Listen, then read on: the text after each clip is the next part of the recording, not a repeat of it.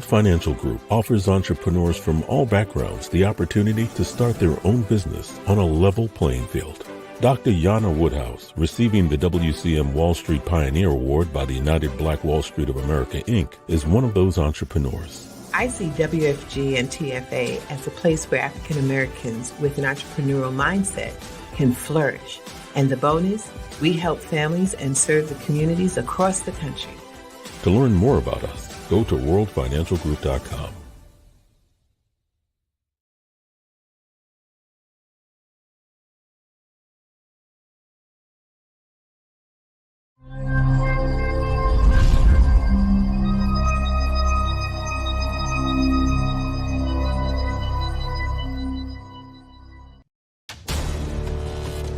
We are the sons and daughters of the soul. We are resilient and forever forward-thinking. We ask for nothing else than the opportunity to live and to create the lives that we were meant to live. We want nothing but an equal chance at options and possibilities. The same possibilities and options to live out our potential as our fellow man. We want to be heard, understood, and expressive in our reality. We are the future. We are the creative. We are here.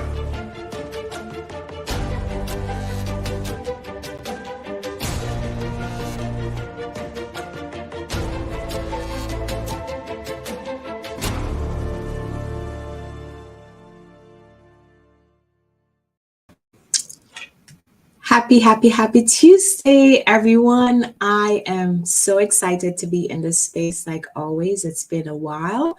And I'm really looking forward to our continued conversations that we have, hoping to impact, inspire, and motivate others to become the best versions of themselves, because it's all possible. But tonight is going to be a special night because I'll be having a conversation with the CEO of Soul City Network. He wears many hats. He doesn't need an introduction. So I am going to invite Mr. Matt McCoy here on the stage for him to reintroduce himself and really tell us who he is. But before we get into that, I also wanted to acknowledge and highlight that May is actually Men's Mental Health Awareness Month. And this is so important for us to have dialogues around men and what it is that they're feeling. It's time for our Black men to stop suffering in silence, right? According to studies, right, and research, depression is one of the most common mental health disorders that's affecting over 17 million people in the US, right? So, and it's also the third leading cause of death, suicide, among our Black men, ranging from age 15 to 24. This is a huge problem that we are currently having. Our Black men need to know it is okay to say you're not okay and seek the help that you will need. And it's also for us sisters, right, to provide that safe space for our Black brothers to be vulnerable. I've said this many times on the show. Our vulnerability is our strength. And oftentimes we have to be broken and things must fall apart for us to put it together. But one of the biggest things, and I'm urging and encouraging, whether it's your brother, it's your uncle, it's your friend down the road, whomever it is, encourage our brothers to talk about what it is they are feeling. It's bad enough our Black men, some of them, they don't even want to go and get checked out physically. I say this all the time. Yearly, we go and we get our physical. What are we doing to check in with how we are feeling internally? Because oftentimes the answers that we're looking for, it lies within us. And with stress causes a lot of other physical ailments that we all go through. But tonight, it's about our brothers. So without further ado, I'm going to welcome Mr. Matt McCoy, the man who wears many hats. Uh-oh, here I am. What's going on, Marie? I am feeling incredible and honored to have you in this space tonight. Just sit down with Thank me. you. You got so much that you have to do. So, Oh, welcome. yeah. Thank you. Thank you. Thanks for having me. So, why don't you just tell the viewers who you are, although people know, but it's not, it's okay. It's worded for new viewers, right? Yeah, well, okay. Well, my name is Matt McCoy. I am the CEO and founder of the Soul City Network, born and raised in New York City, from the Boogie Down Bronx, home of hip hop, getting ready to celebrate the 50th anniversary of hip hop. And I am just a man on a mission to do good things, to do things for the community, to uplift the community, to help people, and just to be bold. I'm just out here trying to be bold. I love it. I love it. Awesome. Thank you so much for that. And you know, it's so important and impressive that you're just here to be bold and to make a difference, to impact and inspire others, right? But before we get to our bold, I think one of the most important things that we want to highlight here, and we want to like really dive into, how do you take care of yourself? You're asking the wrong person that question.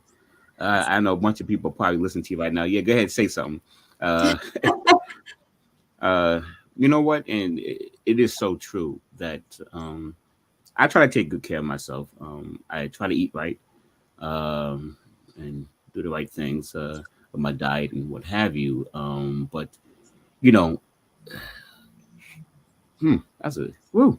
I gotta think of a little bit because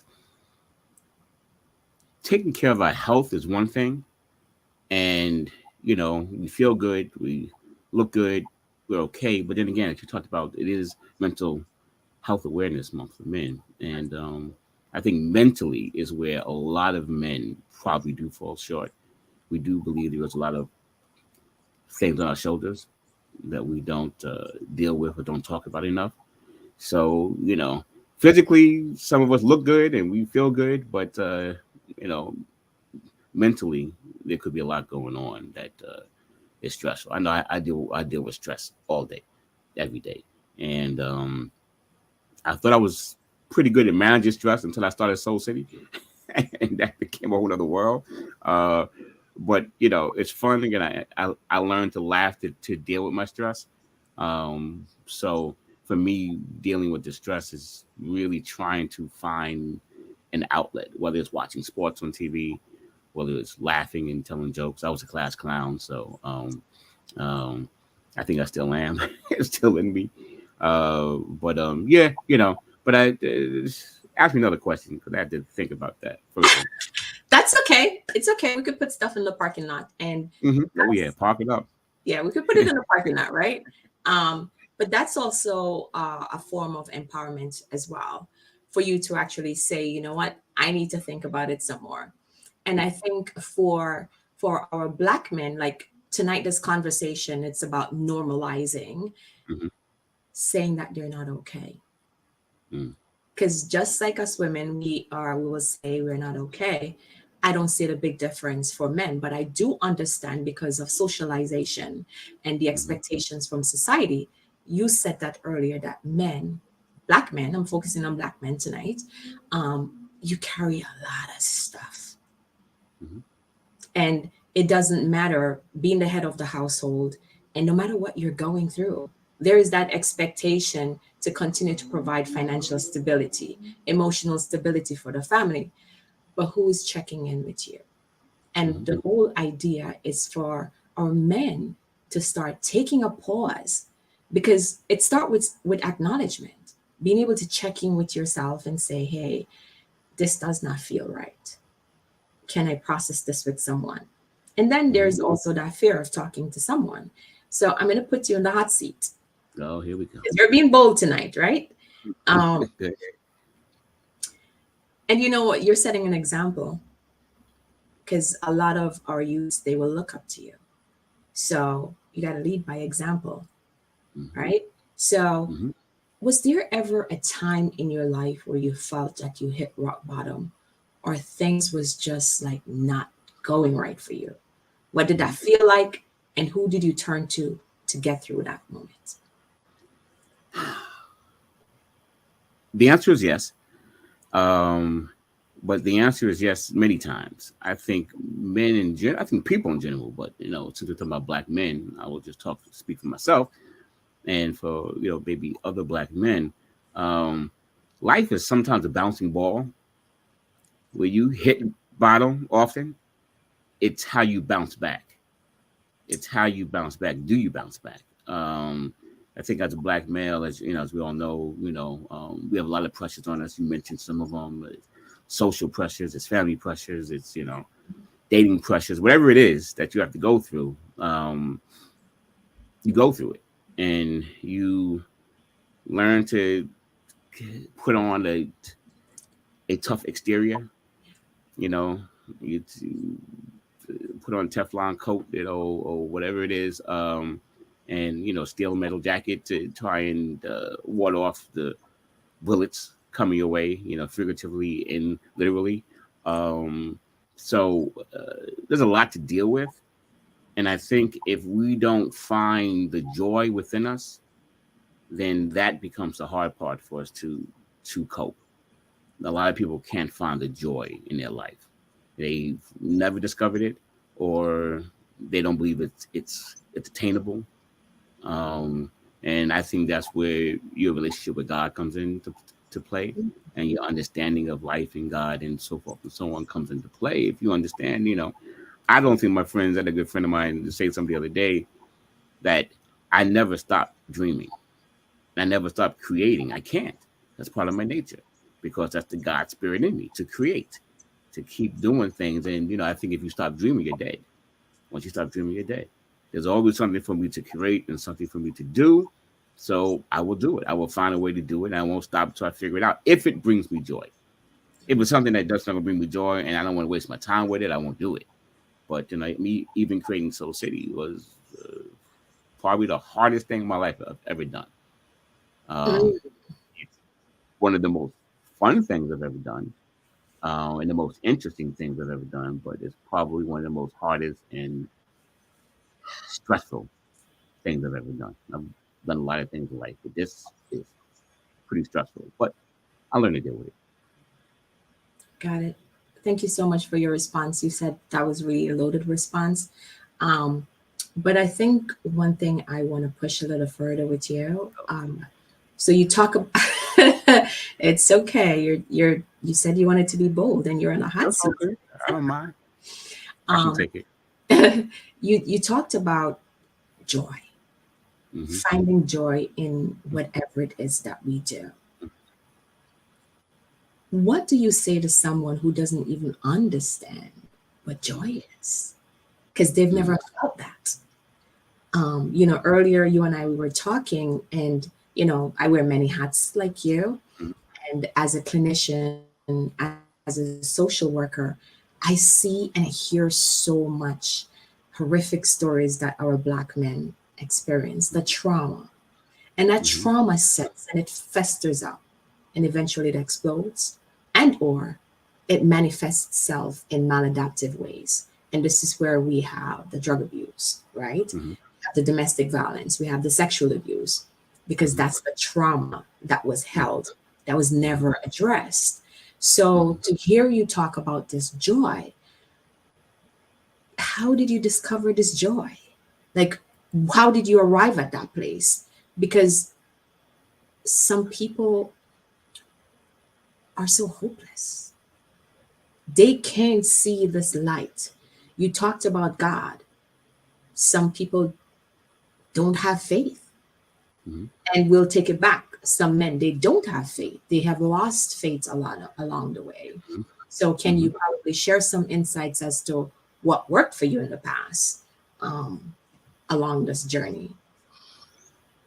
Well, I think we all have to find a memory in us that brought us joy.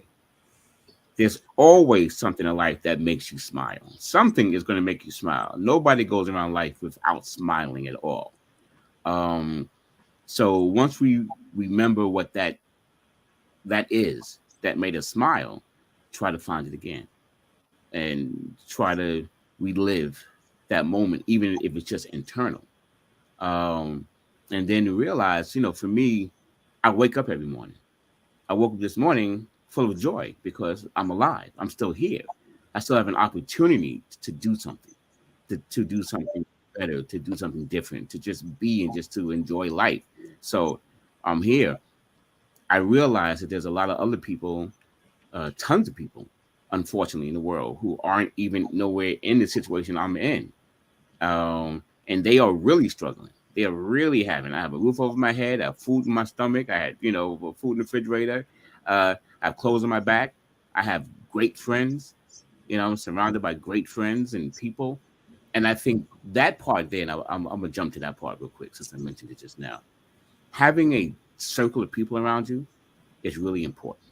Um, Having people around you that you can depend on and that really care about you and really care about who you are and what you feel and what you believe and are supportive of you, that is very, very important. Um, a lot of people don't have that.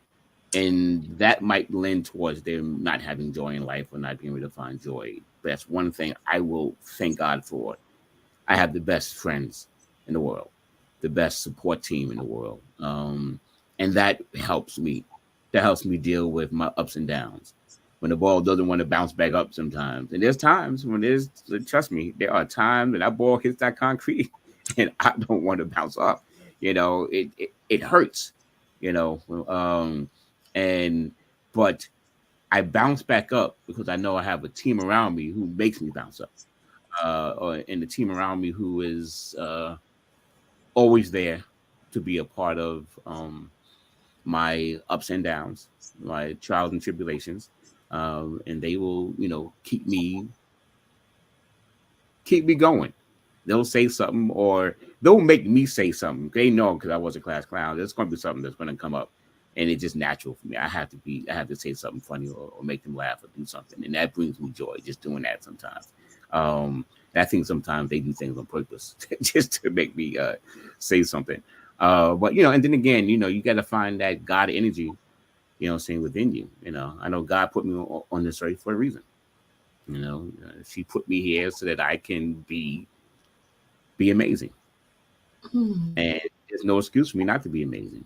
And that doesn't mean I'm the only amazing person in the world. There are millions of amazing people. All of us should be amazing at some point in our lives.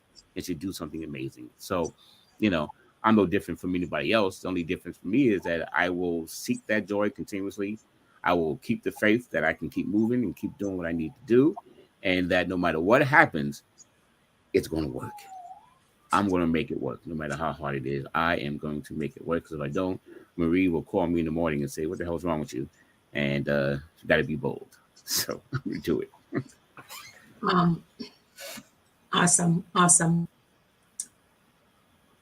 Mayor of Soul City. I love that, Dr. B.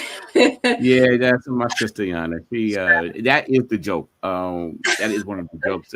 My title is the CEO, but I'm the mayor of Soul City because I am the the long-standing mayor. So I'll be mayor for quite a while. Got it. Just now you said so much that stuck to me. But I think I'm going to push a little bit more. Because, and I'll put it on myself as well, right? Because I'm someone who is healed.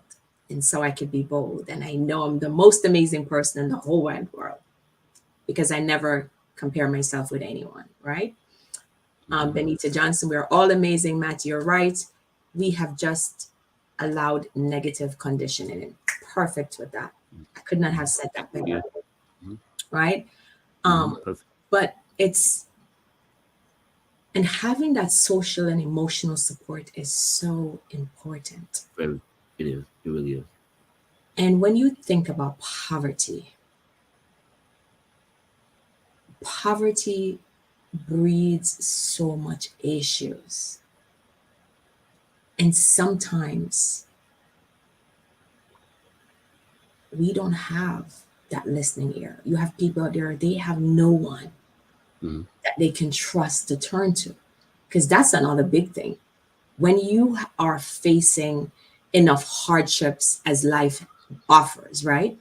And then when you couple that with that social isolation, that's a whole recipe for disaster.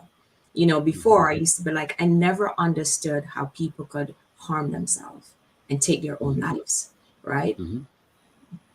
I don't agree with it, but I understand how this is the possibility of this happening. Mm-hmm.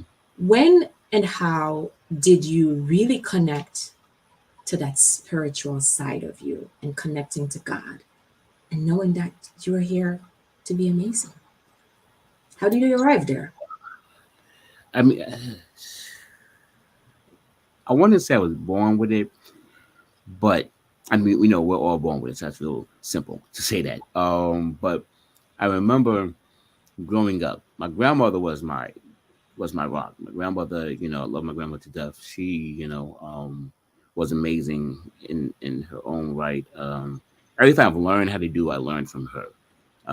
She saw in me, my mother was a single mother, working hard to raise the kids, and there's seldom home because sometimes she's working three jobs to, and especially for me because I guess I was not saying anybody else wasn't, but there was something special in me that everybody saw, I think, and so my mother worked hard to put me into the best schools in the city because I was pretty smart and make sure I could go to the best schools and make sure I was singing and playing since I was a kid. I'm a guitarist, and to make sure that I played in bands since I was like 14, 15. But even when I was a kid, she made sure if I wanted a guitar, I got a guitar. I got the best ones out there, so I can learn how to play. Um, um, she made sure I was very much involved with sports. Play football, basketball, baseball all year round. Football in particular was my major sport. But she made sure that I could do that. She made sure that I could whatever it is that I wanted to do that I could do. But my grandmother was the one that was home with me all the time. So when I came home from school, she was there. Um, um, and she was the one, God bless her. She was the one who kind of laid the spiritual foundation for me to let me understand that I was special and that God put me here for a reason. Even my full name is Matthew that I never use, but so my family still calls me Matthew. And some of my friends actually still do call me Matthew. I was with some friends of mine this weekend at a friend's mother's funeral, and some of them still call me Matthew. I was laughing. I said, nobody calls me that. Say it. So, but even my name Matthew means gift of God. And I never forgot that I have to be a gift to people. That was my calling to be here, to be a gift to people, to do something, whether it's to make you laugh or to give you encouragement, whatever. But again, my grandmother instilled that in me. I mean, I never forget her every day coming down with her Bible and getting me and my sisters to read the Bible and stuff, and church on Sundays and Sunday school and whatever until I got older. And I was too busy. I wasn't too busy. I was, sports on Sundays and football, whatever. So, I kind of got excused, but I still had that spiritual foundation. And as I got older, I started looking at other spiritual things and ways of life. Martial arts, of course. I studied, Tao Ching and all other, Chinese, what do you call it, philosophies and everything. So I got pretty grounded spiritually in a lot of in a good way of who I was. But that was my grandmother, and I always lean on her. She was the person who really I am who I am today because of her. I actually cook very well. I actually cook very well, and she taught me how to cook. It was her who taught me how to cook. I always wanted to learn. I didn't want anybody to cook for me or to do anything for me. I said I want it now. I want people to cook for me. And now you can cook for me all day long, But I wanted to learn how to do so. So my grandmother taught me how to cook. She taught me what to do, and so she was the person who I probably digressed from your original question, but she was the one I always got to go back to her, saying, yeah, it was her that led me down the path that I'm on now, and to always think of other people. Always try to find a way to help other people because she helped people a lot and did a lot. So, That's why I think that's part of my lifestyle is to find a way. Even now, even with Soul City, we have a project that's called Embrace Community, and my Embrace Community project is the Soul City's way of giving back to the community. In a lot of ways, that's a whole nother conversation for a different day. But it's a big thing for me because if I get, I give. And I've always been that way, and I'm surrounded by people who are actually the same way. I am what I am now because of my team, my support team. My sister Yana, she's the God bless her. She's probably put up with the most of me, but she and I have been through a lot. Stuff we've been in business together and have done some really big things that people know us for. But that's what we started the poetry thing. What was it 1998? And everybody knows us for spoken word. And what we did for spoken word, and became the largest spoken word company in the country. And that was fun. And then that just what spawned Soul City. I needed more. I needed to do more, and got TV with it because I had an opportunity to go to TV with the poetry stuff too. But I wanted to own the TV network, and I had an opportunity that came and fell in my lap. And so it's always been something that's built, upon me. I mean, when I was 18 years old, and I'm rambling right now. I know I am, but stop me when you get enough. I remember when I was 18, I was a manager of a good friend of mine who was a magician. He was a black magician, one of the only black magicians out there that I can think of back in the days, forever ago. I'm not going to date myself. This is long ago. And I never forget, we did a show at the in Harlem at Small's Paradise in Harlem on 35th Street, which is now, I think that's the school for boys on 35th Street and 7th Avenue. And it was a major club, and it was probably a few years before it closed officially. But I did a show there, and on the show with us was Cap Calloway. And, so I'm 17, 18 years old. And here's this man who I knew because I grew up in the music industry. My uncles played with a lot of jazz cats. I knew a lot about music. And I said, Cap Calloway, he's here or what else? So Cap took hours talking to me at the club. I'll never forget it to this day. I always tell people that's probably one of the most memorable parts of my life. I'll never forget him talking to me about the industry, what to do, what not to do, who to watch out for, so on and so on. He had to be 100 years old. I don't know how old he was old, but he was in there and he took the time. I'll never forget that, which is why I take the time to talk to people, because people like him took the time to talk to me. Him, George Benson, I can name some names of people who took time to sit with me. George Benson took time to come meet with me at one of my restaurants in Harlem and sit with me and drink at the bar with me, and we drank cognac together, and him talking to me about the music industry, about entertainment industry. So those things I remember when they did that for me. So I do it for others. So continue on. Just stop me because I'll go on. And you have questions I need to answer. So go ahead. Not necessarily. It's just a conversation that we're having. But you said something that's so profound. You had a solid foundation. Mm-hmm. You had a grandmother, and of course a mother who believed in you and supported you. And as you got older, you have this unbreakable bond with your sister, Dr. Jana, right? Mm-hmm. So I think for folks who are listening to us tonight, they also need to understand, and I strongly believe in this, that oftentimes things will fall apart and must fall apart, because that's when our strength will be tested. Yep.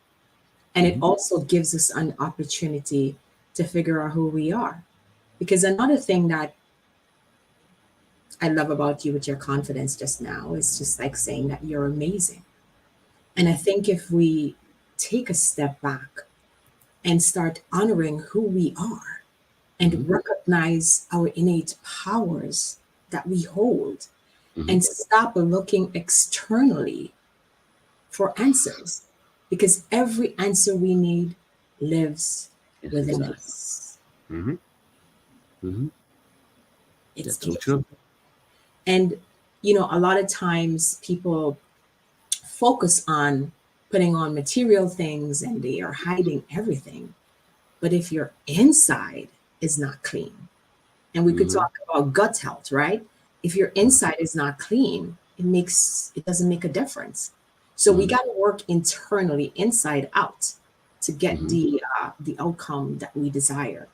But again, it goes back to just taking that step to say, I need to fix me because something is not right. Mm-hmm. And folks also need to understand that we can consistently recreate who we are. We could Mm-hmm. design the person that we want to be. And like you said, it takes practice.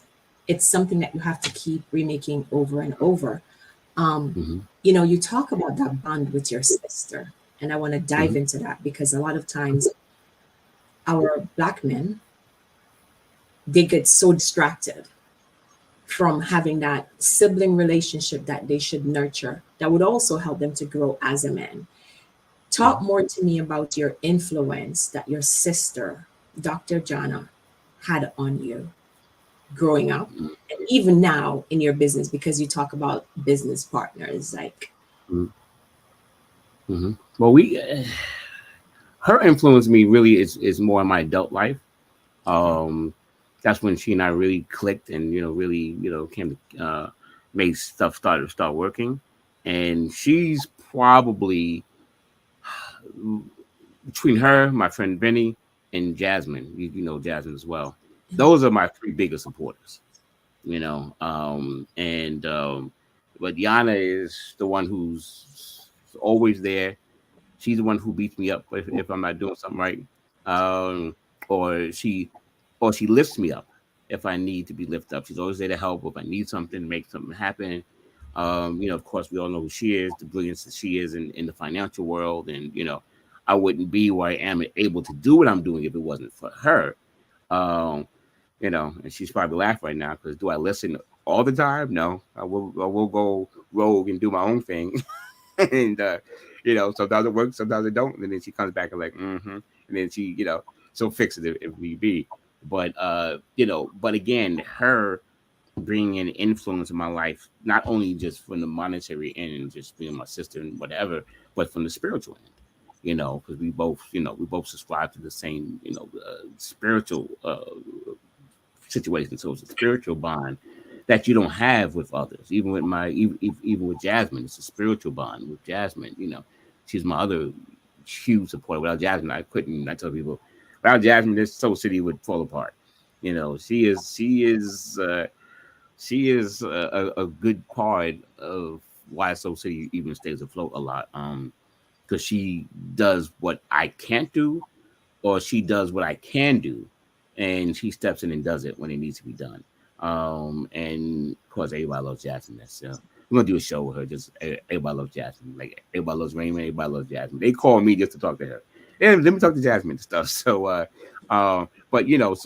But again, I'm back to that. Like I can't say it enough. That team with people. My sister. Being the top of the team. Being the captain of the team, but all of them without, her, Jasmine, and my friend Vinny, who was my best friend. I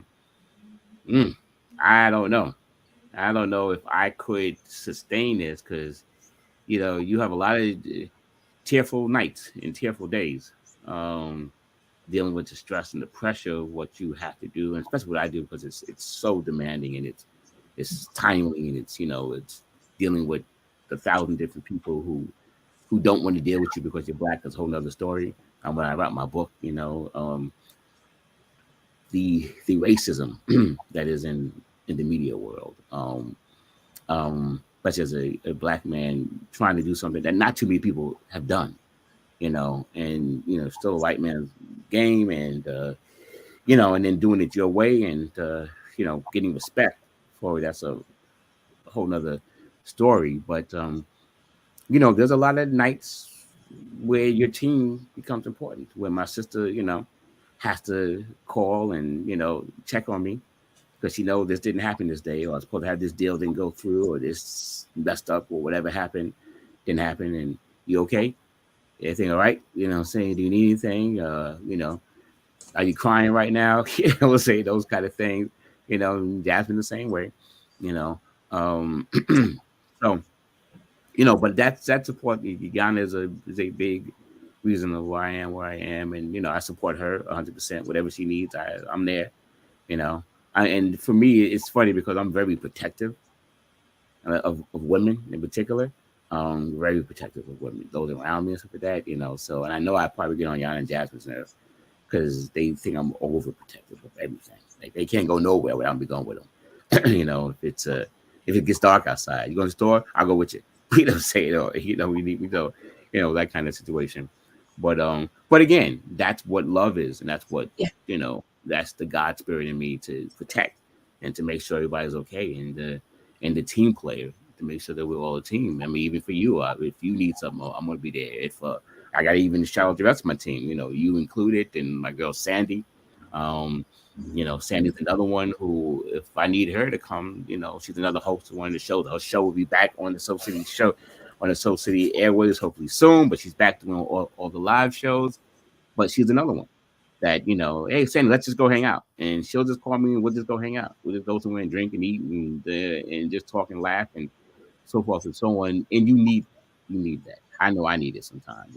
It's a release for me to get away from the pressure, because eventually, pressure. What they say, pressure breaks pipes, and so you got to release the pressure. You got to find a way to breathe, and my way of breathing is just to relax, have fun, go out, do something different. Laugh, have a drink, and tomorrow's gonna be another day. Awesome. So again, like you've been stressing that it's about having that group of people who really care about who you are as in general. So you even my said, spiritual group, I gotta include them too. My spiritual group. I have a spiritual group that we meet every Sunday and we talk and we,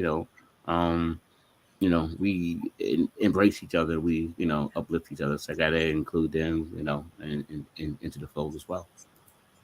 absolutely. So you're secured. Your pantry is secured. Oh yeah, no, he don't listen at times, but something I'm happy that Dr. B said that. Something you said when we were talking, you basically said she's there to lift you up even when you don't listen. Right. And that's the most important thing ever. Have someone when you are at your darkest moment to lift you up, to remind you that it is okay. So my question for you, and you said it, so I'm just trying to figure, it's just figuratively that you have those tearful nights, or do you actually cry? Sure. Man, trust me. I don't mind telling people I cry. I think it's important that you do cry, because if you hold it in, it will destroy you. I believe it'll eat away at you. Can you say that again? I said if you don't cry physically, and especially if you have a lot of moments that are stressful, that's why I think people burst.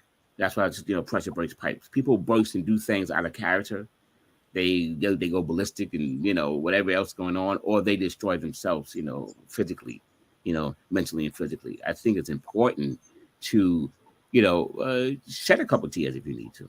You know what I'm saying? That's why you do it. Saying if you wasn't supposed to cry, you wouldn't be able to do it. I think it's important so I'm not ashamed to say it. I told people, men should cry. There's no reason why you should not cry. If you now if you cry all the time for no reason, that's a different story. You know what I'm saying? But if you're doing something, the stress in life, the purpose in life, I'm a big baby, so it's my one of my best friends, he buried his mother the other day. I was at the funeral and I was in tears just knowing that she was gone, but she was like a second mother to me. So yeah, there's nothing wrong with crying. So I do it. I really do it. So not often, but I do it enough. Awesome. That's like a breath of fresh air to like really hear that, because like men are taught not to cry, not to show emotions, and we want to normalize that it's really okay to shed a tear if you need to. Mm-hmm. I think also, just sitting here listening to you, it's making me wonder, what can we do outside of this space to consistently, yeah, Benita Johnson says, crying is healthy. I missed that. You moved it too fast. Crying is healthy. I don't trust anyone who doesn't, and you have a right to. Awesome point, Benita Johnson. It's Mm-hmm. like creating spaces where we could have these dialogues, right? Mm-hmm. And so men know it's okay. But like I said earlier, when we're backstage, it's like sometimes when men are in relationships, romantic relationships, right? They do not necessarily have a good fit in terms of a partner who's also healed that can carry them. And I'll repeat that. Our Black men need sisters that can carry them and allow them to show their vulnerability. Um, we ask to be nurtured in Mm-hmm. relationships. And I Mm-hmm. think it's the same thing, like our men, they need to be nurtured as well. So, Mm-hmm. with that being said, I think this is like a great shift for us. We're not moving too far, but you talk about Soul City, you talk about the joy it brings you. And when did you pivot and how did you pivot to creating Soul City?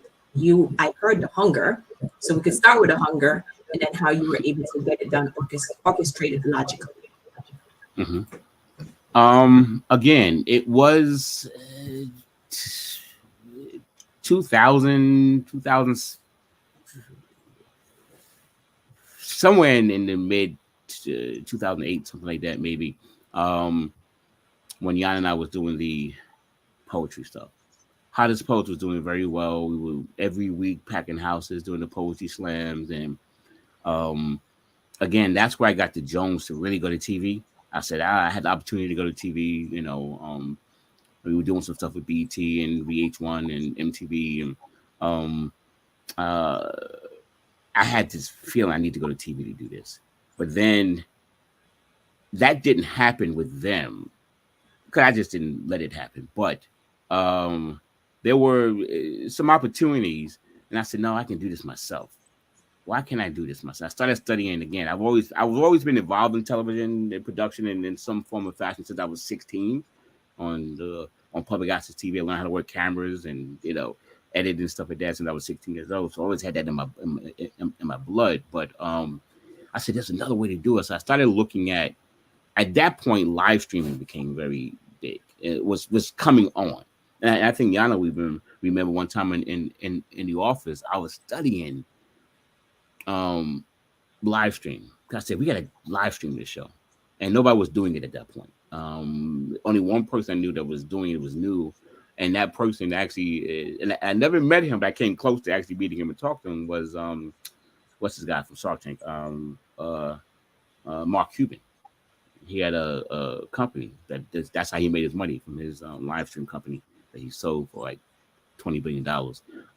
But that was kind of the impetus for me to get it. And Jan was like, okay. And I said, we got to do this. And BET was bordering me at the time.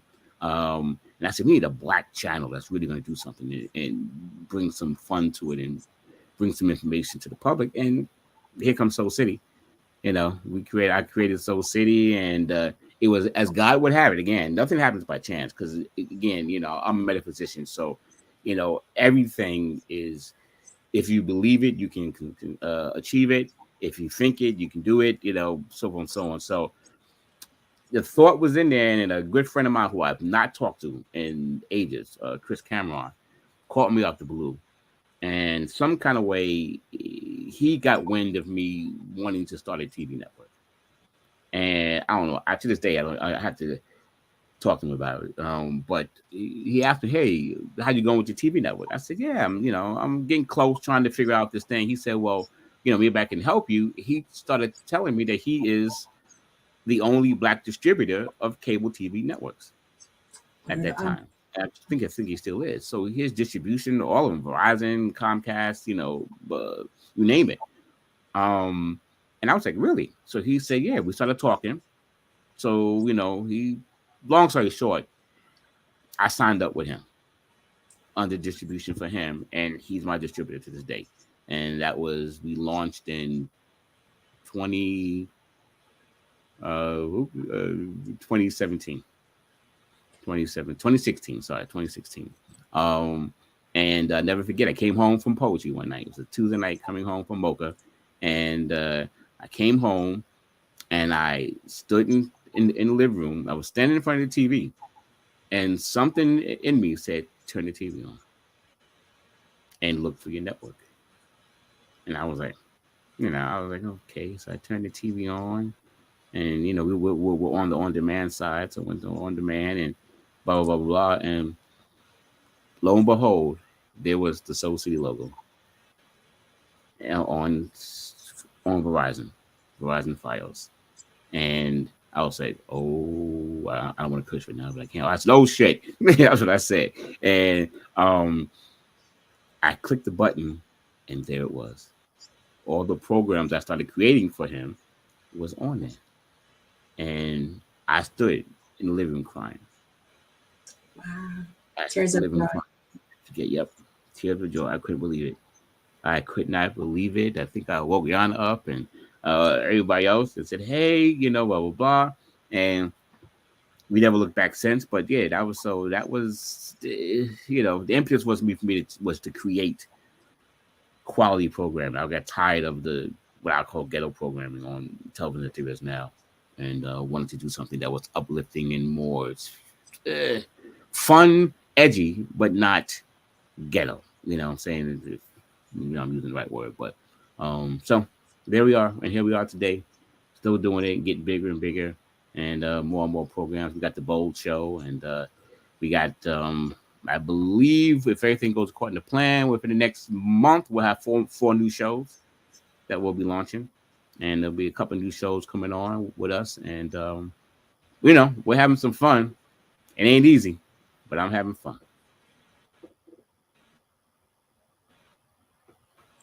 Awesome. That's incredible. And again, it's just believing in yourself and doing the necessary work. You talk about, educating yourself and connecting yourself with the right people. So good job. Soul City. How did you come up with that name? Why Soul City? Because I believe we're all, Black folks in particular, but all of us, we have a soul first. We have a soul. And the soul of who you are comes out in what you do. And so, for me, it's always been tap into your soul and reach deep into your soul and find what it is that you find joy at or that you want to do. And so, so Soul City, I said, well, we just want to have a city full of soulful people. And that's how the mayor of Soul City came up, because, we said we're going to create this city. Yes, and my goal is to have a city, literally my own city. That is Soul City. It's just, right now it's virtual. I'm gonna have a real virtual Soul City soon. We're working on that right now. That will launch and have a lot of different things going. Be stores and everything and shopping, and you can do a whole bunch of things. So yeah, that's how it came up. I just thought it was something different, something cool. I didn't want to say black because everybody uses the word black, and I said, let's get spiritual way and call it soul. So there it is. Find what sets your soul on fire and move it. I love to say that because that's the heart of who we are. And it goes back to what you said originally about finding joy. Finding joy in whatever it is that we do. So it sounds as if you have these incredible goals. I probably sometimes shock you. How do you get up every single day? Having Soul City, that's not easy. Get up and you keep moving. Talk to me about that. And moments when you feel as if you just want to stay in bed. You don't want to look at the computer because you're glued to the computer. Yeah, well, that's my issue. It's hardly ever a time I don't want to get up. I like getting up. I get up, that means I'm alive and I can breathe. And thank God I can get up. I get up. I wish I had more time away from my computer, because I sleep somewhere between 4 to 6 hours a day. And the rest of that time is spent in front of my computer or in meetings. Or like right now, the summer's coming up, so we'll be in heavy production, coming up very soon with a lot of live events. But, I get up because I can. I get up because I'm supposed to. And I get up because there's a whole bunch of people around me counting on me getting up and keep moving because they're supporting me. And I don't take that lightly. I don't take lightly the work that Jasmine does, that Benny does, that Yana does, that you do, that Sandy does, or any of the other hosts on the show do. You guys put your trust in me to keep this thing moving and to help build your careers or to get your word out there, to get your message out there. And I don't take that lightly, and for me, I got to get up. Am I perfect? Hell no. I'm not perfect. I've made a couple of mistakes or things didn't go the way I planned them to go, but that doesn't mean I can't fix it. It'll all get fixed, at some point. But I get up because I have to, because people are counting on me to get up for them, and it's fun. It's fun. I wouldn't have it any other way. It's rough sometimes, but it makes me stronger and tougher. So Love it all. I love how excited you are to wake up in the morning. I think that's a big issue that we have. Because I remember sometimes going into the office and folks would be like, "What are you smiling? Why are you so happy?" Of course, I'm going to be happy. I will be happy. Yeah. Because the gift of life is not a guarantee. That's right. And I think sometimes it becomes so entitled, and we think that this is what should be, so we forget to gratitude. What's next for you? You've conquered Soul Saving. You sound like you're such a creative person. You have an abundance mindset.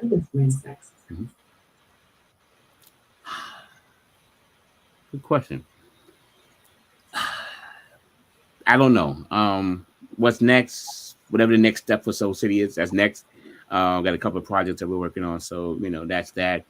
We'd love to get married, and settle down if that can even be done.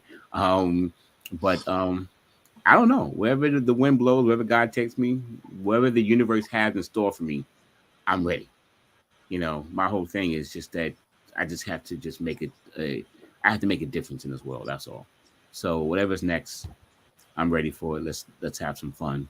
And I don't think God doesn't ever give me anything that I can't handle. So, I'm good. What is dating like for you as a black? What is that? What is that? I don't date. I'm busy. Yana's probably laughing and she always says him and these women. But honestly, I really don't. I haven't been out in ages. My last relationship broke up a year and a half ago. And I'm married to my work right now. Doesn't mean that I'll stay that way or that I want to stay that way. It's just, it is what it is, and I'm very picky too. So we'll see what happens tomorrow. Okay. I love it.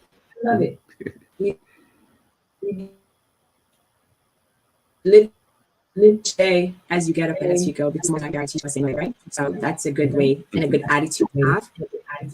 So in terms of, you talked about earlier about being really protective of the person you love. How do you protect yourself? By not getting involved with foolishness. If people get on my nerves and I just know that they're not the right person for me to be around, I just leave them alone. I don't get upset. I don't get angry. I just don't leave them alone. I just don't talk to them anymore. That's me. I just leave it alone. And just stay away from situations that probably aren't good for me to be in the first place. That's it. I think it's pretty simple for me. I just stay away from issues, and I just always pray that I'm surrounded by peace, by peace, and I'm good. Protecting your peace is so important. Yep, peace is very important to me. You are so passionate about giving back to the community and always being there for others. Do you have an issue with saying no? Sometimes. I say it often because I can't. If I know I can't, then I have to say no. And so I'll try to find a way to help them some kind of way, or somebody else that can help them or whatever. But I don't like saying no, but I know sometimes you have to, because I can't solve every problem, or I can't help everybody. But my goal is to be able to help more people tomorrow than I did today, and each day keep on down that same line. So yeah, but if I figure if I can, it's an old adage. Old Dow was saying that if every man would help his neighbor, no man would be without help. I live with that. That's how I live. So, what are the top three things that you enjoy doing? Say it again.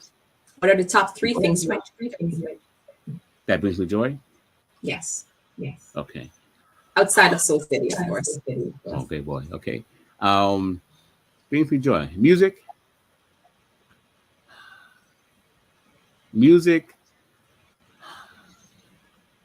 Sitting by the water, or being on the water. I can't swim, but being on the water, in the boat or by the water, is calming to me. I can meditate, and so that meditation type of situation is good for me. Music, and just being with friends, being with people who I enjoy being with, whether it's Yana or Jasmine, or some other friends, and just laughing. Having a good time laughing. I think laughing heals you. No matter what internally is broken in you, laughter can actually, I believe, cure it. So I like to laugh. I like to make people laugh. So they have this adage: laughter is a good medicine for the soul. So keep laughing. What's the most adventurous thing you've ever done? Most adventurous thing I've ever done?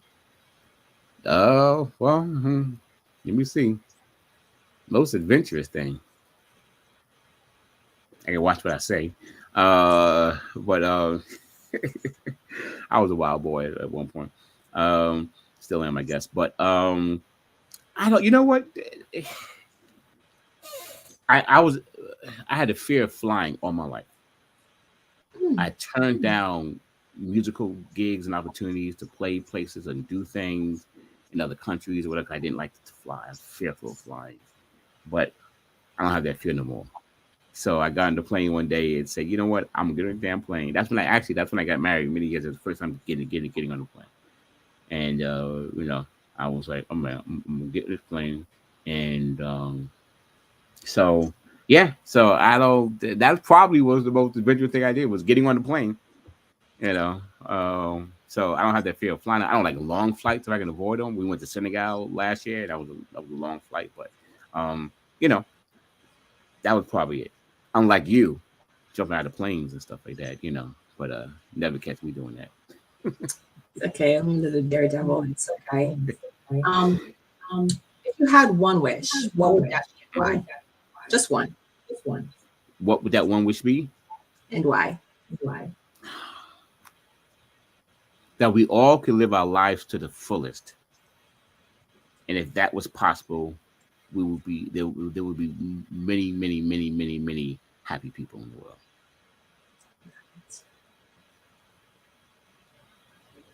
You're such a man of your word. Not a selfish bone in you. Thank you, and we thank your grandmother. We thank all the fabulous women that helped make you who you are today. Mm-hmm. What's some words of comfort and wisdom that you'd like to leave with our viewers? Don't be afraid to go after your dreams. Never give up. Believe in yourself. Just always believe in yourself. Just believe in yourself. You can do it. I'll just leave it there. Awesome. Well, I'd like to say thank you so much. Thank it was you. An honor to have you in this space, in this conversation with us. And before we close, I'd just like to say to folks, give yourself permission to say you're not okay, and then give yourself permission to seek the help you need. Yana says that he's very picky, right? He can't help himself. I like him. Having a grandmother and fabulous That's right. women, I'm spoiled. very difficult, right? So, good night, everyone. It was indeed a pleasure to be in this space to have this important conversation. Let's continue to normalize for Black that you need to heal and it's okay to be vulnerable. Shed some tears like mine. Take care of yourselves. With pleasure. See you all. Love you all. Good night. Have a good night.